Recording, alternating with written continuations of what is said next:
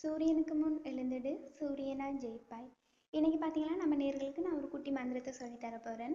எல்லாருமே என்னடா மந்திரமான்னு சொல்லி கொஞ்சமாக பயத்தோட ஆர்வத்தோட வியப்போட பார்த்துட்டு இருக்கீங்கன்னு தெரியுது. அது என்ன மந்திரம்னு சொல்லி கேட்டிங்கன்னா, எவ்வளோதான் பெரிய பெரிய படிப்பை படித்தாலும் நம்ம யாருக்குமே ஈஸியாக வேலை கிடைக்காது.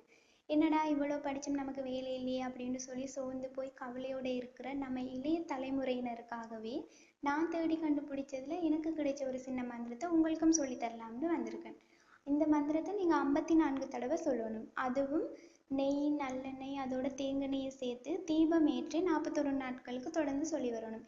இந்த மாதிரி நீங்கள் தொடர்ந்து சொல்லி வர்றதால உங்களை தேடியே வேலை வருமாம்னு சொல்லியிருக்காங்க. அதனால் கண்டிப்பாக எல்லாரும் ட்ரை பண்ணி பாருங்கள். இப்போ அந்த மந்திரத்தை நான் சொல்கிறேன், எல்லாருமே கவனமாக கேளுங்க.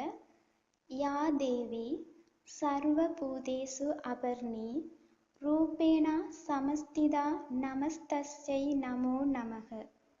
யா தேவி சர்வ பூதேசு அபர்ணி ரூபேணா சமஸ்திதா நமஸ்தஸ்யை நமோ நமக.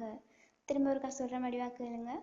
யா தேவி சர்வ பூதேசு அபர்ணி ரூபேணா சமஸ்திதா நமஸ்தஸ்யை நமோ நமக.